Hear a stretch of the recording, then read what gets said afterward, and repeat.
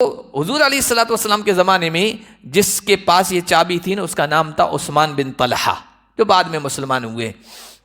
وہ خود پورا واقعہ بیان کرتے ہیں کہ اللہ کے نبی صلی اللہ علیہ وسلم جب مکے میں تھے اور میں مسلمان نہیں ہوا تھا، تو یہ ہوتا تھا کہ پیر اور جمعرات کو ہم بیت اللہ کا دروازہ کھولتے تھے اور عام لوگوں کو زیارت کا موقع دیتے تھے، عام لوگ اندر جاتے تھے بیت اللہ کے اندر۔ تو ایسے ہی کسی موقع پر اللہ کے نبی صلی اللہ علیہ وسلم تشریف لائے اور بیت اللہ میں جانا چاہا، تو میں نے بہت برا بھلا کہا۔ اللہ کے نبی خاموش رہے، سکوت اختیار فرمایا اور سن کر بیت اللہ کے اندر گئے۔ اس سے پہلے بھی ایک موقع ایسا آیا تھا کہ اللہ کے نبی نے میرے پاس آئے اللہ کے نبی اور اسلام کا پیغام پیش کیا، اسلام قبول کرنے کی دعوت دی۔ تو میں نے کھری کھوٹی سنائی اور کہا کہ تم یہ سمجھتے ہو کہ میں تمہاری بات مان لوں گا، تمہارا پیغام قبول کر لوں گا، اسلام لے آؤں گا، یہ دماغ سے نکال دو۔ بہت کچھ سنایا، لیکن اللہ کے نبی خاموش رہے تھے۔ اور یہ بیت اللہ میں داخل ہو رہے تھے، اس موقع پر بھی میں نے بہت سنایا، اللہ کے نبی خاموش رہے۔ بیت اللہ کے اندر جا رہے تھے، جاتے جاتے کہا، عثمان اس وقت تمہارا کیا حال ہوگا جب یہ چابی میرے پاس آ جائے گی اور میں جسے چاہوں گا دے دوں گا۔ یہ وہ زمانہ تھا جب مکے میں مظلومیت کا، مسلمان بے بس تھے، ستایا جا رہا تھا، اور کوئی ایسی صورتحال نہیں تھی کہ حالات پلٹیں گے اور مسلمان غالب آئیں گے، مکہ فتح ہوگا۔ لیکن اللہ کے نبی نے کہا تو عثمان کہتے ہیں کہ میں تو تعجب میں پڑ گیا کہ یہ کیسے ہوگا، میری زبان سے یہ جملے نکلے تب تو قریش پامال ہو جائیں گے، ذلیل ہو جائیں گے۔ اللہ کے نبی نے کہا قریش ذلیل نہیں ہوں گے، قریش تو آبرومند ہو جائیں گے، ان کی قسمت چمک جائے گی اور زیادہ ان کا نام ہوگا، ان کا چرچا ہوگا۔ یہ کہہ کر اللہ کے نبی بیت اللہ کے اندر گئے، اور پھر اس کے بعد آیا گیا ہوگا واقعہ بھول گئے۔ بسم اللہ الرحمن الرحیم۔ ان الذین کفروا بآیاتنا سوف نصلیہم نارا کلما نضجت جلودهم بدلناهم جلودا غیرها لیذوقوا العذاب ان اللہ کان عزیزا حکیما۔ آج کے درس کا آغاز ہم اللہ کے فضل و کرم سے سورہ النساء کی آیت نمبر 56 سے کر رہے ہیں۔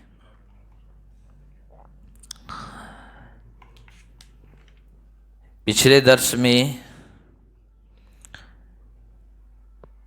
جو باتیں آئی تھی وہ اہل کتاب یہودیوں کے بارے میں آئی تھی، اور اس میں ہم نے یہ پڑھا تھا کہ یہودی اگرچہ دل کے یقین کے ساتھ یہ جانتے تھے کہ آخری نبی محمد الرسول اللہ صلی اللہ علیہ وسلم اور بالکل صحیح ہیں، درست ہیں، اس لیے کہ ان کی کتابوں میں آخری نبی کے بارے میں پیشین گوئیاں تھیں۔ الذی یجدونہ مکتوبا عندہم فی التوراۃ والانجیل، وہ نبی امی جس کا تذکرہ یہ لکھا ہوا پاتے ہیں تورات اور انجیل میں۔ لیکن اس کے باوجود ایک واقعہ جو بڑا طویل تھا، لمبا تھا، پچھلے درس میں ہم بیان کر چکے ہیں، اس میں یہودیوں کے سردار نے مکہ کے کافروں سے یہ کہا کہ تم لوگ ٹھیک ہو، بت پرست ہو، تم ٹھیک ہو، محمد اور اس کے ساتھی صحیح راستے پر نہیں۔ یہ صرف حسد کی وجہ سے کیا تھا، اس لیے کہ اسحاق کی اولاد میں سے یہ یہودی تھے، اور اب تک جتنے پیغمبر آئے تھے وہ سب حضرت اسحاق کی اولاد میں سے آئے تھے۔ آخری پیغمبر اسماعیل کی اولاد میں سے آئے۔ بھائیوں کو حسد ہو جاتا ہے، بھائی سے جلن پیدا ہو جاتی ہے، ان کو بھی حسد ہو گیا، جس کی وجہ سے وہ حضرت اسماعیل کی اولاد میں حضور علیہ الصلوۃ والسلام کو نبیوں کا سردار بنایا گیا، آپ کے سر پر تاج سجایا گیا نبوت کا، اس کو ماننے کے لیے تیار نہیں تھے، آپ کا انکار کر دیا۔ تو یہ سب ہم پچھلے درس میں پڑھ چکے ہیں۔ اللہ تعالیٰ آج جو آیت ہم نے سب سے پہلے پڑھی، اس میں فرما رہے ہیں کہ ان الذین کفروا بآیاتنا، جن لوگوں نے ہماری آیتوں کا انکار کیا، کفر کیا. یہ کفر کرنے والے، انکار کرنے والے، چاہے یہودی ہوں، چاہے عیسائی ہوں، چاہے عام لوگ ہوں، سب کے بارے میں کہا جا رہا ہے جو ہماری آیتوں کو ٹھکرائیں گے، انکار کریں گے. سوف نصلیہم نارا، ہم ان کو آگ میں ڈالیں گے، جھونکیں گے. اس آگ میں یعنی جہنم ہے، اس میں کیا ہوگا؟ کلما نضجت جلودہم بدلناہم جلودا غیرہا لیذوقوا العذاب. جو جہنم میں جائے گا توحید والا ہوگا، گنہگار تو گناہ دھل کر پھر اللہ تبارک و تعالی اس کو جنت میں داخل کر دیں گے. لیکن جو کفر کے ساتھ گیا ہے، شرک کے ساتھ گیا ہے، اس کے لیے تو کوئی معافی نہیں ہے اور نہ جنت میں جانا ہے، وہ ہمیشہ ہمیشہ اس میں رہیں گے. اب ان کو آگ کی سزا دی جاتی رہے گی. تو آگ کا تو مطلب یہ ہے کہ ایک مرتبہ جل گیا ختم. لیکن جہنم کے اندر ایسا نہیں ہوگا. جہنم کے اندر تو موت کا نام ہی نہیں. جنت کے اندر بھی موت کا نام نہیں ہے اور جہنم کے اندر بھی نہیں ہے. موت کو تو جنت اور جہنم کے درمیان ملا کر مینڈے کی شکل میں ذبح کر دیا جائے گا، بتا دیا جائے گا یا اہل الجنہ خلود فلا موت، جنتیوں اب ہمیشہ تمہیں جنت میں رہنا ہے، اب موت ہے ہی نہیں. اور یہ جہنمیوں اب تمہیں ہمیشہ جہنم میں رہنا ہے، اب موت نہیں ہے. تو جب جلایا جائے گا تو چمڑی تو جل جائے گی، انسان جل جائے گا. تو پھر کیا ہوگا؟ اللہ فرما رہے ہیں وہاں تو یہ ہوگا کہ جب ان کی کھالیں، ان کے چمڑے پک جائیں گے، جل جائیں گے، تو پھر ہم اس کی جگہ دوسرے چمڑے کو لے آئیں گے، تبدیل کر دیں گے. یعنی اسکین، چمڑے کا ریپلیسمنٹ ہوگا. ایک چمڑا جل جائے گا تو دوسرا چمڑا لے آئیں گے اور اس طرح ان کو عذاب کا مزہ چکھائیں گے. یہ قرآن کی آیت ہے، 1400 سال پہلے اتری ہے. قرآن میں بعض ایسی حقیقتیں، ایسی سچائیاں بیان کی گئی ہے کہ جب ان کے بارے میں ہم پڑھتے ہیں، سوچتے ہیں تو ایمان تازہ ہو جاتا ہے. آج میڈیکل سائنس یہ کہتی ہے کہ انسان کو جو تکلیف ہوتی ہے نا، وہ گوشت سے نہیں ہوتی ہے، چمڑے سے ہوتی ہے. کوئی سوئی چبھو، کوئی دھاردار ہتھیار استعمال کرو، جو تکلیف ہوتی ہے نا وہ گوشت کے اندر نہیں ہوتی ہے، وہ چمڑے کے اندر ہوتی ہے. تو اللہ تبارک و تعالیٰ تو یہاں قرآن میں یہ کہہ رہا ہے، اسی حقیقت کی طرف اشارہ کر رہا ہے کہ جب ایک چمڑا جل جائے گا، ختم ہو جائے گا، تو ہم اس کی جگہ دوسرا چمڑا لے آئیں گے. گوشت کے تبدیل کرنے کا نہیں کہہ رہے ہیں، چمڑے کا تبدیل کرنے کا کہہ رہے ہیں. تو قرآن سائنس کی کتاب نہیں ہے. قرآن تو ہدایت کے لیے، قرآن رہنمائی کے لیے، قرآن عقیدے کی اصلاح کے لیے، قرآن اخلاق، معاملات، معاشرت کی اصلاح کے لیے. لیکن بعض ایسی حقیقتیں قرآن میں بیان کی گئی ہے، 1400 سال پہلے بیان کی گئی ہے، اور میڈیکل سائنس سے آج کے ریسرچ، آج کی تحقیق اتنا لمبا سفر طے کر کے اس نتیجہ تک پہنچا ہے جو نتیجہ قرآن نے کئی سو سال پہلے بیان کر دیا. تو اللہ فرما رہے ہیں کہ اس طرح ہم کریں گے. ان اللہ کان عزیزا حکیما، بے شک اللہ زبردست ہے. اللہ کے لیے ایسا کرنا کچھ مشکل نہیں ہے اور وہ حکمت والا ہے. اس کے ہر کام کے پیچھے، ہر حکم کے پیچھے حکمت ہے، مصلحت ہے. والذین آمنوا وعملوا الصالحات سندخلهم جنات تجری من تحتها الانہار خالدین فیہا ابدا. انکار کرنے والوں کا انجام جب بیان کیا تو قرآن کا یہ انداز ہے. پھر ماننے والوں اور تسلیم کرنے والوں کا کیا انجام ہوگا اس کے بارے میں بھی بتاتا ہے. فرمایا جو ایمان لے آئے اور جنہوں نے نیک عمل کیے، ہم ان کو ایسے باغات میں داخل کریں گے جن کے نیچے نہریں ہوں گی اور وہ اس میں ہمیشہ ہمیش رہیں گے. سدا بہار باغ ہوں گے، ٹھکانہ جنت کی شکل میں. اور جنت کی خاص خصوصیت وہ یہی خالدین فیہا ابدا، وہ ہمیشہ رہیں. جنت بھی ہمیشہ، جنت کی رہائش بھی ہمیشہ، جنت کی نعمتیں بھی ہمیشہ. یہ دنیا کو یہ چیز حاصل نہیں ہے. دنیا خود فانی ہے، دنیا کی ہر چیز فانی ہے. آج تندرستی ہے، کل ہو سکتا ہے بیماری آ جائے، کھٹکا لگا رہتا ہے. آج جوانی کی طاقت ہے، ہو سکتا ہے کل آپ کمزور پڑ جائیں، بستر پہ پڑ جائیں. آج امن چین سکون ہے، کل ایسے حالات پیدا ہو جائیں کہ بے چینی ہو جائے، حالات بگڑ جائیں. آج مال ہے، ہو سکتا ہے کل نہ ہو. آج عہدہ ہے، ہو سکتا ہے کل نہ ہو. اس لیے کہ دنیا فانی ہے تو دنیا کی ہر چیز فانی ہے. لیکن جنت کی یہ خصوصیت ہے، جنت میں جو چلا گیا تو پھر ہمیشہ رہے گا اور وہاں کی نعمت بھی ہمیشہ. اسی لیے حدیث میں آیا نا، اعلان کیا جائے گا یا اہل الجنہ، اے جنتیو، ان لکم ان تصحوا فلا تسقموا ابدا، اب تمہارے لیے صحت تندرستی ہے، کبھی بیمار نہیں پڑو گے۔ ان لکم ان تحیوا فلا تموتوا ابدا، اب تمہارے لیے ہمیشہ کی زندگی ہے، کبھی موت نہیں آئے گی۔ ان لکم ان تشبوا فلا تحرموا ابدا، اب تمہارے لیے جوانی ہے، کبھی کمزوری نہیں آئے گی، بڑھاپا نہیں آئے گا۔ تو یہ جنت کی خصوصیت ہے، اور اللہ نے اسی کو بیان فرمایا خالدین فیہا ابدا، جو سدا بار باغ ملیں گے، ہمیشہ اس میں رہنا ہے۔ لہم فیہا ازواج مطہرۃ، اور ان کے لیے ان سدا بہار باغوں میں، جنتوں میں پاکیزہ جوڑے ہوں گے، پاکیزہ بیویاں ہوں گی۔ پاکیزہ کس سے؟ دنیا کی عورتیں جو ہے یہ ان میں حیض، نفاس، گندگی کا خون ہر مہینے ان کی یہ فطرت میں داخل ہے، نیچر میں داخل ہے، لیکن جنت کی عورتوں، جنت کی بیویوں میں یہ چیز نہیں ہوگی۔ اسی طرح اخلاق کے اعتبار سے وہ پاکیزہ ہوگی۔ دنیا کی عورت چاہے کتنی بھی نیک کیوں نہ ہو، بہرحال کبھی نہ کبھی ایسی صورتحال پیش آ جاتی ہے کہ اس کی زبان سے، اس کے اخلاق سے شوہر کو تکلیف پہنچ جاتی ہے، لیکن جنت کی عورتوں میں یہ چیز نہیں ہوگی۔ وہ ہر اعتبار سے، ہر آلائش سے، ہر گندگی سے، ہر بد اخلاقی سے پاکیزہ ہوگی۔ وَنُدْخِلُهُمْ ظِلًّا ظَلِيلًا، اور ہم ان کو گھنے سائے میں داخل کریں گے۔ جنت کے اندر دھوپ نہیں ہوگی، سایہ ہی سایہ ہوگا، بلکہ حدیثوں میں تو آیا ہے کہ درخت اتنے لمبے چوڑے ہوں گے کہ گھوڑے میں پر سوار یا سواری پر سوار آدمی تیز رفتاری کے ساتھ چلے، 100 سال تک چلتا رہے، درخت کا سایہ ختم نہیں ہوگا۔ اور عام سایہ نہیں، جس طرح دنیا کے درختوں کا سایہ ہوتا ہے، چاہے کتنا ہی گھنا درخت کیوں نہ ہو، بہرحال اوپر سے دھوپ چھن چھن کر کبھی آ جاتی ہے، لیکن جنت کے اندر ہی نہیں ہوگا، وہاں گھنا سایہ ہوگا۔ ان اللہ یامرکم ان تؤدوا الامانات الی اہلھا، بے شک اللہ تمہیں حکم دیتا ہے کہ تم امانت کو، امانت کے حقداروں کو سونپ دو، ادا کر دو۔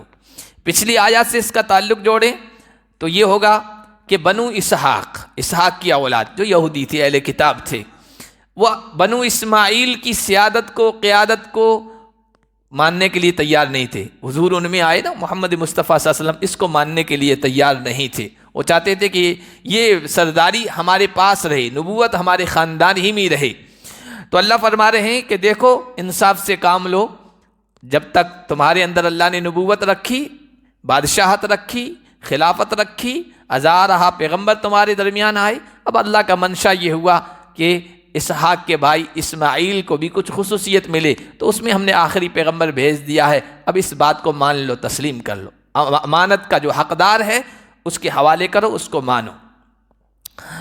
اور ایسے آیت یہ عام ہے، اس میں چاہے یہودی ہو، چاہے عیسائی ہو، چاہے ہم لوگ ہو، چاہے پوری انسانیت ہو، سب کے لیے قرآن کریم عام لفظ کامن ہے۔ ان اللہ یامرکم، اللہ تمہیں حکم دیتا ہے کہ امانت دار کا، امانت کا جو اہل ہے، حقدار ہے، اس کے سپرد کر دو۔ اب امانت کیا ہے؟ ہم عام زبان میں کہتے ہیں کسی کو کوئی چیز دینا حفاظت کے لیے، چاہے وہ پیسہ ہو، چاہے کوئی دوسری شکل ہو، کوئی حفاظت والی چیز کسی کے سپرد کرنا، یہ عام بولی میں، عام الفاظ میں امانت اس کو کہتے ہیں۔ ویسے امانت واجبات کو کہتے ہیں، جو چیزیں ہم پر کسی کی ضروری ہیں، جن کو ادا کرنا ضروری ہے، واجبات، یہ امانت میں داخل ہے۔ اور قرآن کریم کی جامع ترین، یعنی مختصر الفاظ لیکن اس میں دین اور شریعت اور تمام باتیں آ گئی، ان آیتوں میں سے ایک یہ آیت ہے۔ اللہ یہ فرما رہے ہیں امانت والوں کے سپرد کر دو، جو امانت کے حقدار ہیں، حق والوں کا حق ادا کر دو۔ حق چاہے مالی ہو یا غیر مالی، یعنی مال سے تعلق رکھتا ہو یا غیر مال سے، حق چاہے اللہ کا ہو یا اللہ کے بندوں کا ہو، چاہے مسلمان کا ہو چاہے غیر مسلم کا ہو، چاہے رشتہ دار کا ہو یا غیر رشتہ دار کو، یہاں تک کہ جانور بھی ہے نا، جاندار، ان کا بھی جو حق ہے ان کو حق پہنچاؤ۔ اور پھر اس کے سلسلے میں احادیث میں بڑی تفصیل آئی ہے جانوروں کا کیا حق ہے۔ تو اللہ فرما رہے امانت والوں کو، امانت کے اہل کو، امانت کے حقداروں کو امانت سونپ دو۔ اب امانت بہت مختصر لفظ ہے، چھوٹا سا لفظ ہے، لیکن تشریح کریں قرآن و حدیث کی روشنی میں بہت تفصیل ہے۔ امانت میں ایک چیز یہ بھی داخل ہے کہ اللہ تعالیٰ نے ہمیں مکلف بنایا ہے، جس کو تکلیف شرعی کہتے ہیں۔ جانداروں کو دوسری مخلوق کو مکلف نہیں بنایا، انسانوں جنانوں کو مکلف بنایا ہے۔ تو یہ جو تکلیف شرعی ہے، اللہ نے ہمیں اپنے احکام کا ذمہ دار بنایا ہے، یہ بھی امانت ہے۔ لہذا جس طرح اللہ نے رہنے کو کہا ہے اس طرح رہو، جس طرح زندگی گزارنے کو کہا ہے اس طرح زندگی گزارو۔ اس میں اگر تم مخالفت کرو گے تو امانت میں خیانت کر رہے ہو، تم پھر دیانت دار نہیں ہو۔ اور قرآن میں 22ویں پارے میں اس کو بیان کیا، اِنَّا عَرَضْنَا الْأَمَانَةَ عَلَى السَّمَاوَاتِ وَالْأَرْضِ، ہم نے امانت آسمانوں کے سامنے پیش کی، زمین کے سامنے پیش کی، پہاڑوں کے سامنے پیش کی کہ اس کو قبول کر لو، ہمارے احکام کی ذمہ داری لے لو۔ فَأَبَيْنَا أَن يَحْمِلْنَهَا، انہوں نے اس کو اٹھانے سے، اس ذمہ داری کو اٹھانے سے انکار کر دیا اور ڈر گئے۔ وَحَمَلَهَا الْإِنسَانُ، انسان نے اس کو قبول کر لیا، اس کو اٹھا لیا۔ تو انسان نے یہ اس ذمہ داری کو اٹھایا ہے کہ ہاں اے اللہ تو جو کہے گا وہ ہم کریں گے، جس سے تو روکے گا اس سے ہم بچ جائیں گے۔ اب یہ ہم نے امانت لی ہے، اللہ نے ہمارے حوالے کی ہے، اب اس کی حفاظت ضروری ہے، اور وہ یہ ہے کہ ہم شریعت کے مطابق زندگی بسر کریں۔ اگر ایسا نہیں کریں گے تو پھر امانت میں خیانت ہو جائے گی۔ تو یہ تکلیف شرعی بھی امانت میں شامل ہے، عہدہ بھی امانت کے اندر شامل ہے۔ عہدے کے حقدار کو سونپا جائے، جو اس کا حقدار ہے اس کو عہدے پہ اور منصب پہ بٹھایا جائے۔ نااہل کو ہم عہدہ اور منصب سونپیں گے تو امانت کو ضائع کرنا ہے، امانت میں خیانت کرنا ہے۔ اور پھر کیا ہوگا؟ اگر نااہل کو ہم عہدہ سونپیں گے تو پھر لڑائی ہوگی، جھگڑے ہوں گے، نزاع کھڑے ہوں گے، فساد ہوگا، بے چینی پھیلے گی۔ کسی ملک کا صدر بنا دیا کسی نااہل کو، کسی کا وزیر اعظم کسی کو نااہل کو بنا دیا، کسی تنظیم کا، کسی مسجد کا، کسی مدرسے کا، کسی خاص گروپ ہے اس کا نااہل کے حوالے وہ عہدہ سونپ دیا تو آپ نے امانت میں خیانت کی ہے۔ پھر قیامت کا ہی انتظار کیجیے، یعنی پھر لڑائیاں ہوگی۔ اسی لیے ایک بدو آیا اللہ کے نبی صلی اللہ علیہ وسلم کے پاس، کہنے لگا یا رسول اللہ متی الساعہ، قیامت کب آئے گی؟ تو حضور علیہ الصلوۃ والسلام نے کہا کہ اذا ضیعت الامانہ فانتظر الساعہ، جب امانت کو ضائع کر دیا جائے تو پھر قیامت کا انتظار کرنا۔ تو وہ بدو اس کو سمجھ میں نہیں آیا کہ امانت کو ضائع کرنے کی کیا شکل ہے، امانت کس طرح ضائع کی جائے گی؟ تو کہنے لگا رسول اللہ امانت کس طرح ضائع کی جائے گی؟ تو حضور نے فرمایا اذا وسد الامر الى غیر اہلہ فانتظر الساعہ، جب کوئی عہدہ، کوئی منصب، کوئی ذمہ داری نااہل کے سپرد کر دی جائے تو پھر سمجھ لو کہ اب قیامت قائم ہونے والی ہے، یہ قیامت کی نشانی ہے۔ تو عہدہ بھی امانت کے اندر داخل ہے، وہ اہل کو سونپا جائے، اس پر اہل کو، حقدار کو بٹھایا جائے۔ اسی طرح قضا، فیصلہ کرنا، کسی کو قاضی بنا دیا گیا ہے، جج بنا دیا گیا ہے، حکم، پنچ ہوتے ہیں، فیصلہ کرتے ہیں قوموں میں، خاندانوں میں، برادریوں میں، تو یہ بھی ایک امانت ہے۔ اب ان کے ذمے ہے کہ لوگ ان کے پاس آتے ہیں تو وہ امید لے کے آتے ہیں، اعتماد کر کے آتے ہیں کہ بغیر کسی لاگ لپٹ کے یہ فیصلہ کریں گے، یہ فیصلہ سنائیں گے، کسی کی طرفداری نہیں ہوگی، کسی کی جانبداری نہیں ہوگی۔ اگر غلط فیصلہ کر رہے ہیں پنچ لوگ، قاضی، جج، تو یہ بھی امانت میں خیانت کرنا ہے۔ اسی طرح اطاعت، کسی کو امیر بنا دیا گیا ہے، کسی کو ذمہ دار بنا دیا گیا ہے، اب ماتحتوں کی یہ ذمہ داری ہے کہ اس کی بات مانیں۔ بات نہیں مانیں گے تو پھر وہ کیا ذمہ داری نبھائے گا؟ کیسے اپنے عہدے سے عہدہ برآ ہوگا؟ وہ اچھی طریقے سے کام نہیں کر سکے گا جب ماتحت کام نہیں کریں گے، اس کی بات نہیں مانیں گے۔ تو اطاعت یہ بھی امانت ہے، اگر آپ امیر کی اطاعت نہیں کر رہے ہیں تو اس میں خیانت ہو جائے گی اور اللہ پوچھے گا۔ اللہ حکم دے رہا ہے کہ امانت والوں کے سپرد کرو۔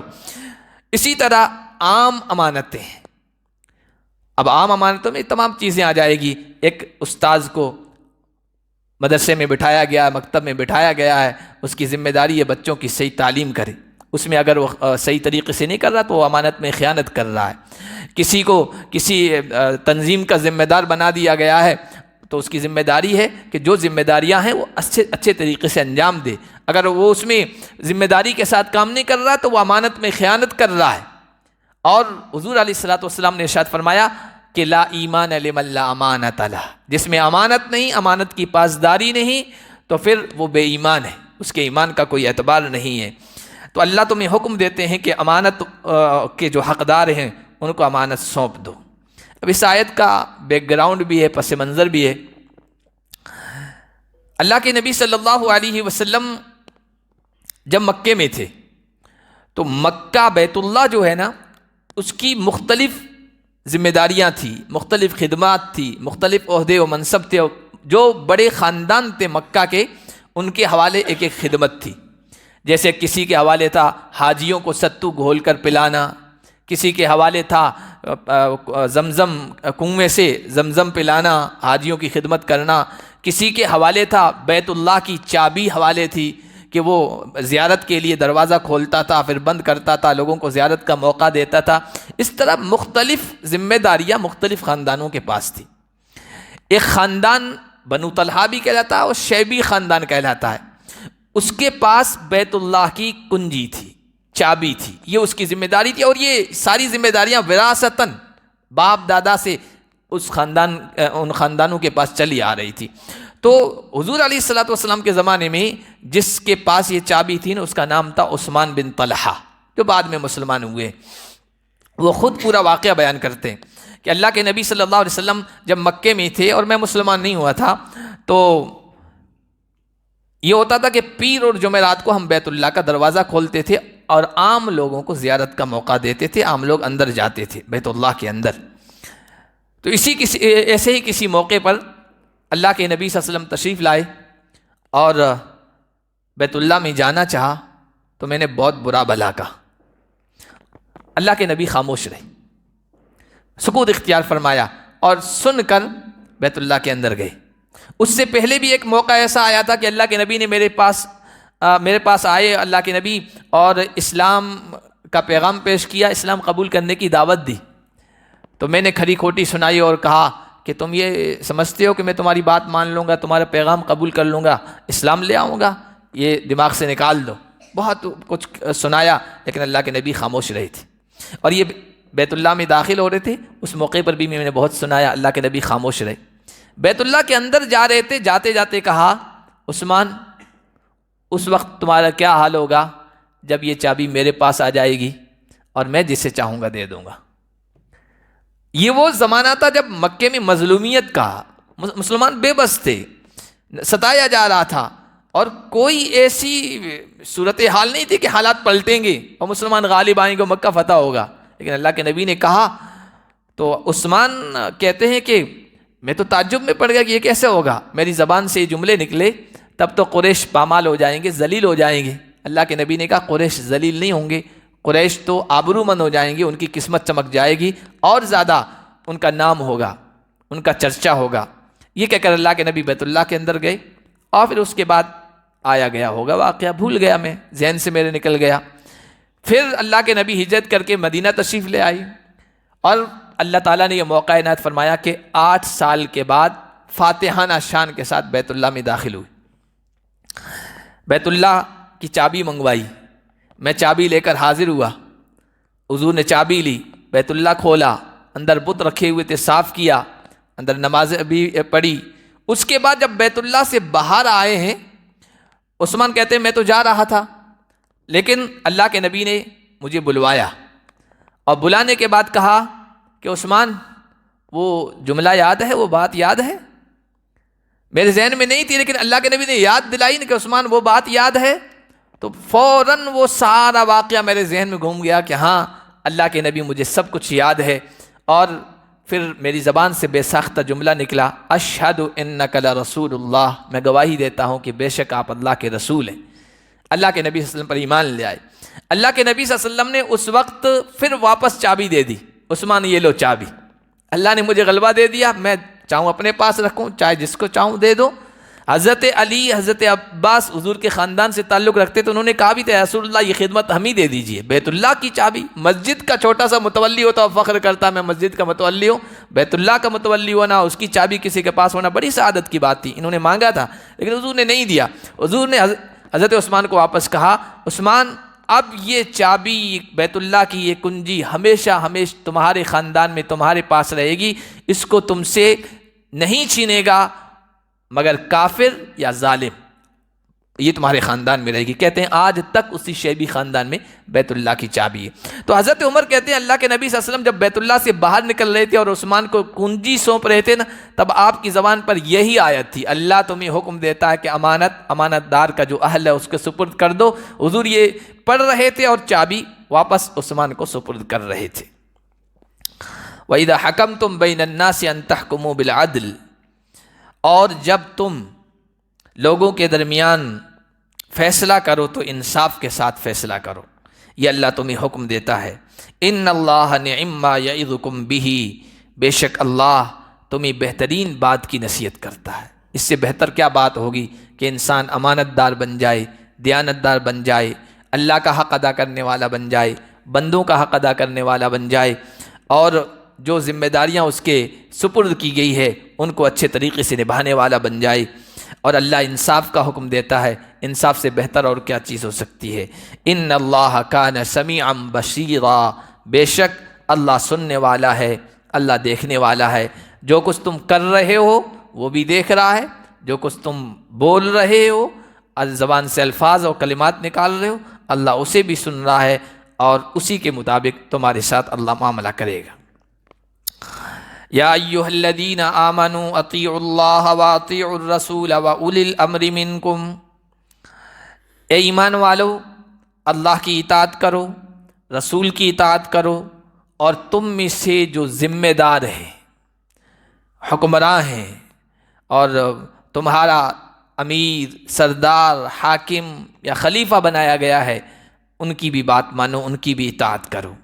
فَإِن تَنَازَعْتُمْ فِي شَيْءٍ فَرُدُّوهُ إِلَى اللَّهِ وَالرَّسُولِ إِن كُنتُمْ تُؤْمِنُونَ بِاللَّهِ وَالْيَوْمِ الْآخِرِ، اگر کسی چیز بھی تمہارے درمیان تنازع ہو جائے، جھگڑا ہو جائے، تو پھر اس کو اللہ کے حوالے کرو، اللہ کی طرف لوٹاؤ، رسول کی طرف لوٹاؤ۔ حضور علیہ الصلوۃ والسلام جب موجود تھے تو رسول کی طرف اس معاملے کو لے جاتے تھے صحابہ کرام، اور اللہ کے نبی صلی اللہ علیہ وسلم قرآن کے ذریعے سے فیصلہ کیا کرتے تھے۔ اب اللہ کے نبی ہمارے درمیان موجود نہیں ہیں، تو اس کا مطلب یہ ہے جب کسی چیز میں جھگڑا ہو جائے تو دیکھو اللہ کی کتاب اس کے بارے میں کیا کہتی ہے، قرآن اس کے بارے میں کیا کہتا ہے، معاملہ قرآن کے حوالے کرو اور اس کے ذریعے سے اپنا معاملہ طے کرو۔ اور قرآن میں وہ حکم موجود نہیں ہے، والرسول، رسول کی طرف لوٹاؤ، یعنی اللہ کے نبی صلی اللہ علیہ وسلم کی احادیث موجود ہے، آپ کی ہدایات موجود ہے، آپ کے فرامین موجود ہیں، احادیث کا بڑا ذخیرہ ہے، اس میں ایک ایک چیز کے بارے میں سب کچھ بتا دیا گیا اتنی تفصیل کے ساتھ۔ یعنی کوئی معاملہ ایسا نہیں ہے کہ بچے کی پیدائش سے لے کر، ماں کی گود سے لے کر قبر کی گود تک، کہ جس میں حدیث میں رہنمائی موجود نہ ہو۔ رہنمائی موجود ہے، تو حدیث کے اندر دیکھو کہ اس کے سلسلے میں کیا کہا جا رہا ہے، اس کے مطابق چلو۔ اگر تم اللہ اور اس کے اگر اللہ پر اور آخرت کے دن پر تم ایمان رکھتے ہو تو تمہارا یہ کام ہونا چاہیے، اللہ کی ماننی چاہیے، رسول کی ماننی چاہیے، ذمہ دار کی ماننی چاہیے۔ اور اگر ہمیں حدیث کے ذریعے سے پتہ نہیں چل رہا، عام لوگوں کو نہیں پتہ چلتا ہے، تو پھر کیا کرو؟ تو پھر احادیث میں آیا ہے کہ جو قرآن اور حدیث کے ماہر علماء کرام ہیں، جو ائمہ ہیں، جنہوں نے قرآن و حدیث کو گہرائی سے سمجھا ہے، وہ بتائیں گے، ان کی طرف رجوع کرو، وہ بتائیں گے کہ اس معاملے میں اللہ کا کیا حکم ہے، رسول اللہ کا کیا حکم ہے۔ ذَلِكَ خَيْرٌ وَأَحْسَنُ تَأْوِيلًا، یہ تمہارے لیے بہتر ہے اور انجام کے اعتبار سے عمدہ ہے اور بہترین ہے۔ اللہ اور اس کے رسول کو کے احکامات کو سامنے رکھ کر اپنی زندگی کے تمام معاملات طے کرو گے تو اس کا انجام اچھا ہوگا اور زندگی بہتر ہوگی۔ آگے بھی اس سلسلے میں کچھ آیات ہیں، لیکن اس میں